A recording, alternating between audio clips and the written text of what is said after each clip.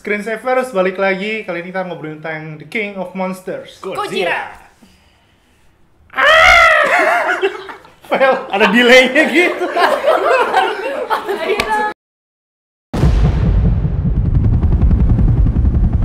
I realize not all of you have had hands-on experience. None of us have ever faced a situation quite like this one.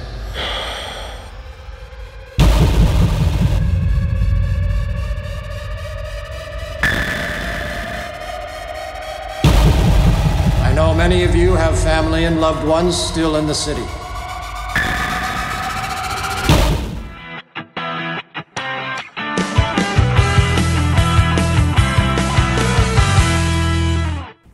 Di episode kali ini kita bakal ngomongin Godzilla versi spoiler ya, jadi nggak ada hold back gitu, udah hajar aja semua sama kayak waktu Amazing Spider-Man. Kalau kalian belum nonton dulu.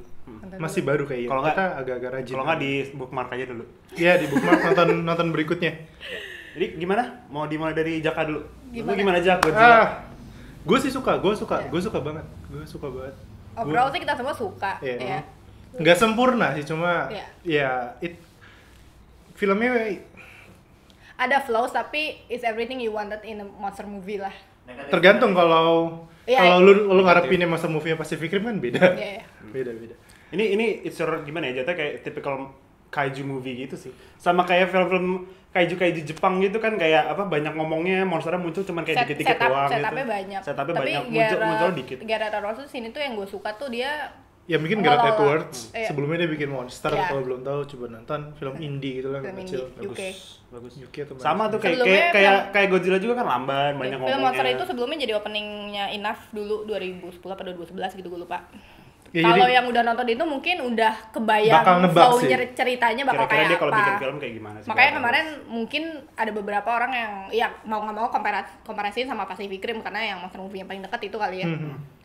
Banyak yang bilang kalau setupnya agak slow, emang slow sih, cuman kalau menurut gue Slow. dibanding monster ya ini tuh udah bagus banget. Monster tuh lebih slow lagi karena itu sebenarnya konsepnya road movie kan, cuma settingnya monster.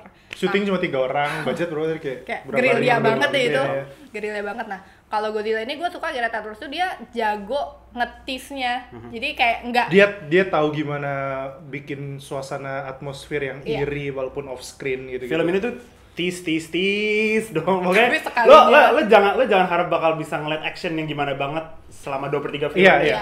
Mungkin 3/4 film nggak terlalu banyak Nggak action. terlalu banyak action, lebih kayak banyak dia Gareth Edwards tuh dia kayak mengulang-ulang Gareth mantra. Edwards. Gareth Edwards. Maklum. Gue keluar dari sini. Iya, dia sangat mengulang-ulang mantranya si Spielberg waktu dia bikin Jaws yang ya don't show your shark in the first reel gitu loh. Dia Jaws juga kan baru terakhir kita selalu ngeliat dikit even kayak Alien, kayak klasik monster movie Alien segala macam. Even di original Gojira yang klasik 54 juga kan dia sangat dikit sebenarnya, sangat penuh dengan drama. Jadi Lebih banyak dramanya malah daripada. iya, lebih banyak dramanya. Makanya ya mungkin kita bertiga nonton dengan ekspektasi yang pas, terus nemu yang pas. Begitu Godzilla-nya muncul, kita Sekali. semua teriak, kita Iya. semua tepuk tangan.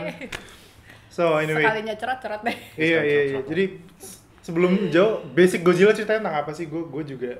Ya jadi kalau misalnya di Godzilla yang sekarang ini ada seorang apa gimana jatuhnya, scientist Godzilla ini gitu ya? sebenarnya sih reboot atau lanjutan dari yang Kayak reboot deh, I think it's a reboot tapi ya. for the American audience gitu. Jadi kalau Godzilla yang Jepang yang dulu yang 54 itu, kalau dulu kan memang ada bukan political sih apa ya, ada message-nya kalau background cerita itu waktu itu nuklir kan. Itu jadi Godzilla waktu Bleak itu banget kayak sih itu. statement anti nuklir sih sebenarnya kan. Anti nuklir karena dilihatin kan Godzilla itu karena hasil Atomic, atomic iya. ya bukan mutnya ya itulah pokoknya. Iya, hasil dari radiation atom itulah dan dia Jadi keluarin muncullah atomic makhluk breath ini, segala macam. Nah, kalau yang sekarang itu, kalau yang gue baca-baca sih background Percobaan ceritanya, ya percobaan, tapi emang Openingnya lebih keren banget. terornya tuh inspirasinya dari si 9/11 masuk juga sebenarnya. 9/11 sama Fukushima tuh nggak secara langsung sih, tapi kayak ya in the present time yang Tapi- erat kaitannya tuh di situ juga. tapi nggak tapi Nggak gimana ya, nuklir maksudnya banget gitu. pesan anti nuklir atau pesan-pesannya nggak terlalu Nggak. gede, nggak Enggak, terlalu Nggak, iya kalau itu gitu, ini mungkin yang gue terlalu suka sih, nggak terlalu menggurui. Nggak Ah, terlalu ini lebih menggurui. ya udah pure monster movie You know aja. Godzilla, right? Kayak King of Monsters, Destroy City.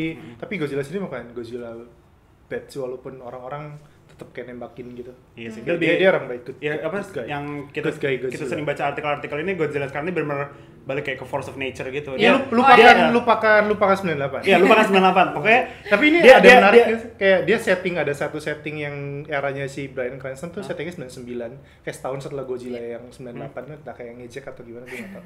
Ya anyway.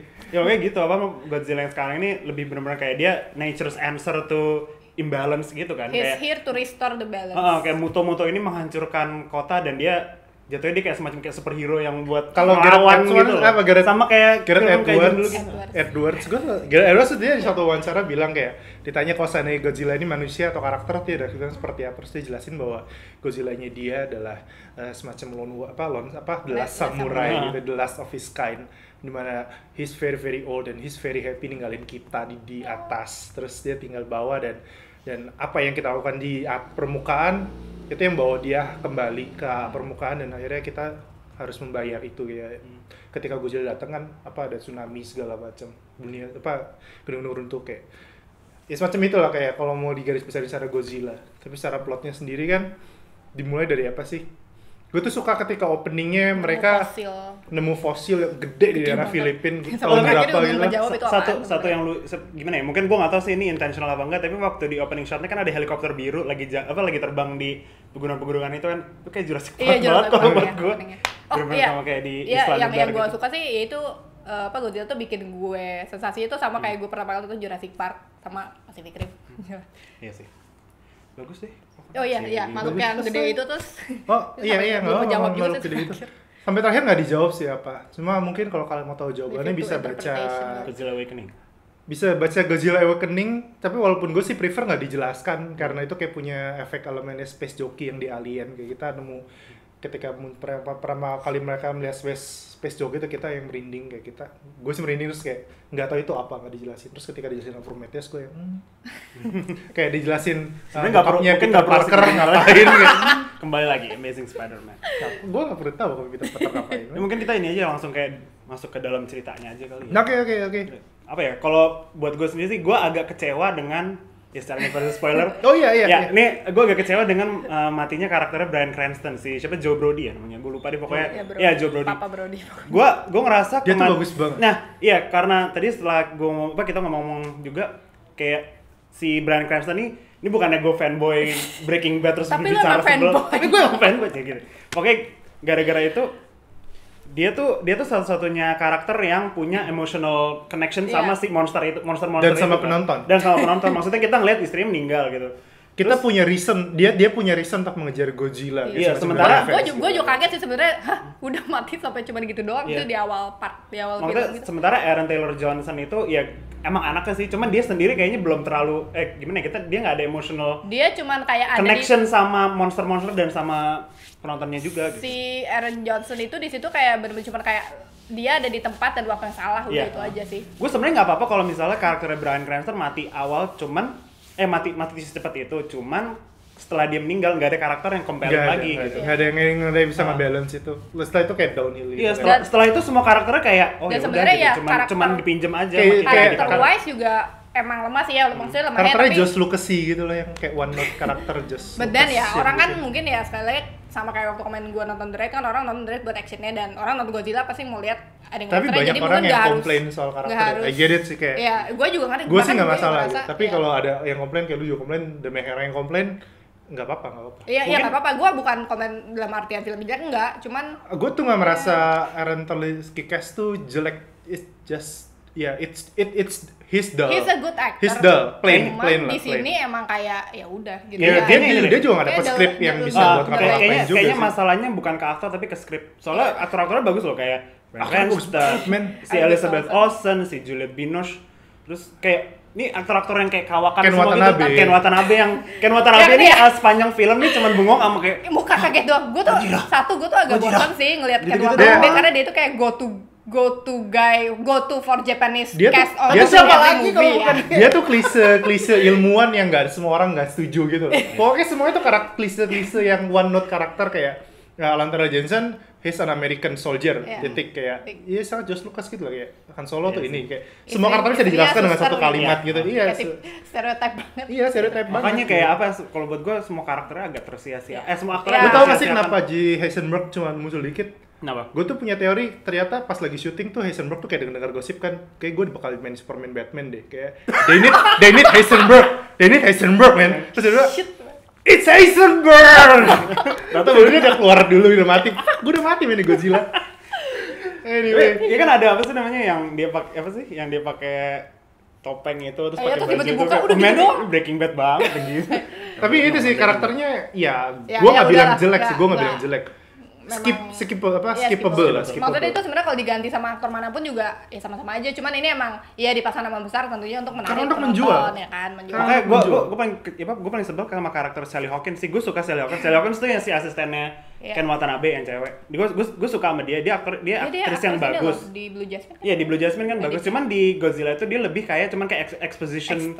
Iya. Karakter doang cuman kayak ngejelasin, jadi ternyata gini. Karena mungkin Ken Watanabe Inggrisnya nggak bagus-bagus amat. Iya, dan sedangkan Ken Watanabe 80% film dia cuma let them fight. Dia kayak latihan cuma latihan muka kaget doang tuh kayak.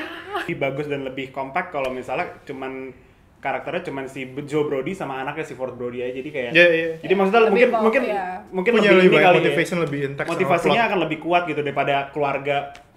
Dan keluarga pun emang pada asalnya klise, ya klise aja.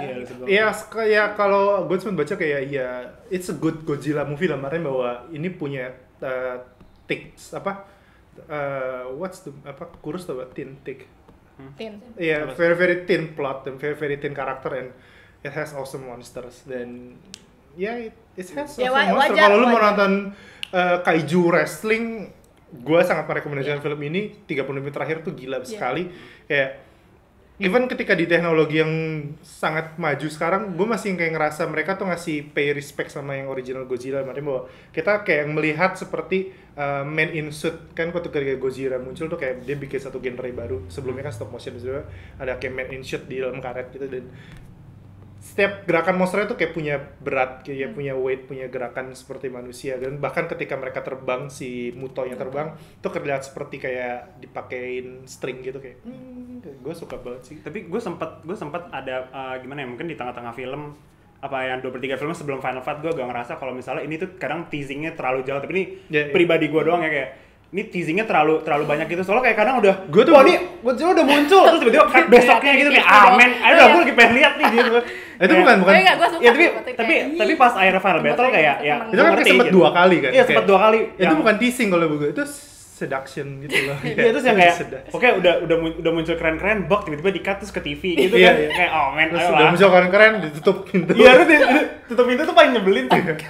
Banyak point of view dari mata manusia sih, dan sinematografinya keren banget. Dan itu makanya point of view, gue pikir juga akhirnya karakter-karakternya itu cuman kayak kita tuh kayak cuman dipinjemin mata aja, cuman buat lihat. Gue tuh 3 film tuh ngerasa gue kayaknya gue nggak bakal lihat Godzilla berantem deh. Gue saking kayak digodain terus kayak gue akhirnya kayak nyerah. Jadi kayak saudaranya Gareth Edwards, saya bikin monster, kayak gue gak bakal nemu deh film Godzilla berantem. Sampai ujung lu terus cuma bisa lihat buntutnya doang. Iya. Terus ngeliat buntut masuk ke laut. Udah selesai nih. Udah selesai. Gue langsung mikir gitu terus tiba-tiba. Terus yang bagus banget itu ini main scalingnya. Itu iya. Kita main dari posisi point of view, terus kita ngeliat kecil. Dilihat kayak manusia cuma segini, terus kayak itunya dari pertama yang Mutonya bangkit sampai pas pertama Godzilla yang nongol juga itu kayak kerasa banget supaya dilihatin itu gede banget. Kita kelihatan terasa kecil banget. Kalau nonton IMAX, kalau di Jakarta dan lu berkesempatan nonton IMAX, ambil row JK gitu. Di bawah deh, pokoknya row bawah. Atau kan di epicentrum. Pokoknya cari layar paling besar. Kalau untuk nanya 3D sih, 3D-nya sebenarnya nggak. Sebenarnya sih sinematografernya juga, gue baca artikel mana kalau dia tuh sebenarnya nggak suka sama format 3D, jadi ya. Iya kan di post convert kan, nggak di shoot 3D. Sama ini sih pengambilan gambar filmnya tuh fenomenal kalau menurut gue. Bagus banget, bagus abis. Gue tuh kayak semua sini hampir wallpaper material. Print screen. Ya tinggal di lu pause aja tuh udah. Bahkan adegan yang terjun payung itu aja kan sebenarnya di teaser trailernya udah ada. Tapi tetap dilihat bener-bener pas adegan itunya jalan tuh kayak mau nangis. Itu kayak langit kebuka terus pakai warnanya, terus kayak back sound-nya, Space kayak- Odyssey gitu.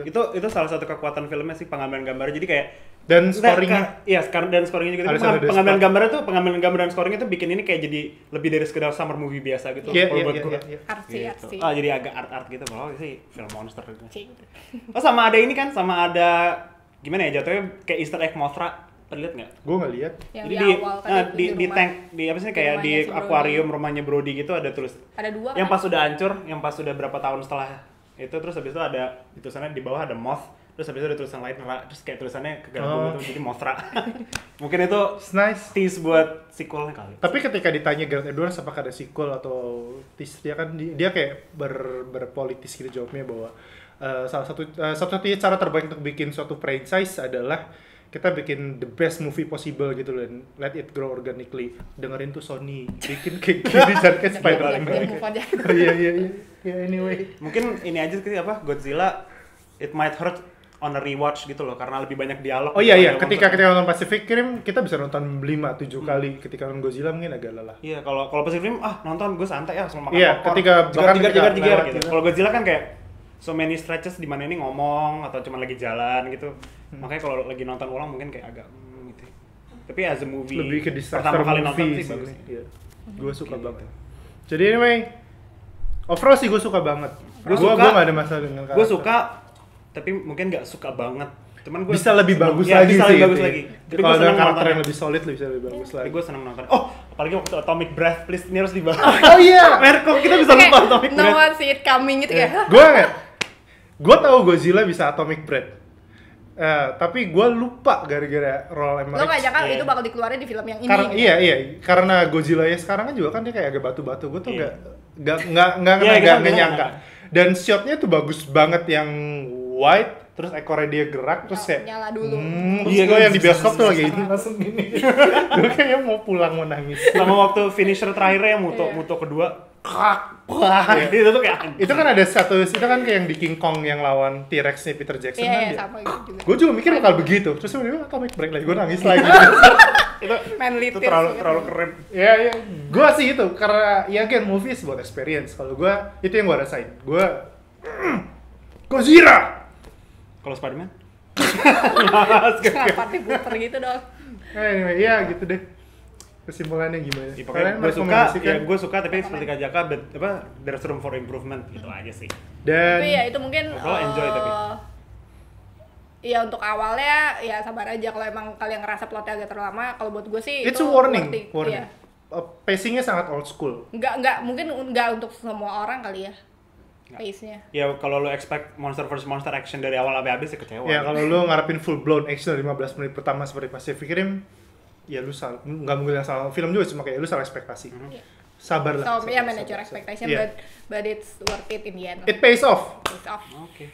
Segitu aja jadi Ya, pembahasan. jadi buat gua Ya, jadi segitu aja 5 pembahasan dari kita. Atomic Breath. Gua Atomic Breath tuh kayak ya anyway. Bikin Oke, suara gitu. lagi dong. Nggak malu. Oke, segitu aja pembahasan Godzilla dari kita. Sampai jumpa di episode dan review-review berikutnya. Jangan Mungkin lupa berikutnya follow X-Men. apa? Mungkin berikutnya Ya, X-Men. berikutnya mungkin X-Men. Mungkin kapan? Minggu ini ya? Semoga bagus. Gitu lah. Sempet juga. Pokoknya gitu Kalau lah. jangan lembur. Kalau jangan. Ya. Enggak. Oke, gitu aja, follow kita di @screensaversID. Jangan lupa like, subscribe dan ikutan ngobrol-ngobrol di komen gitu aja. Sampai jumpa di episode berikutnya. Dah.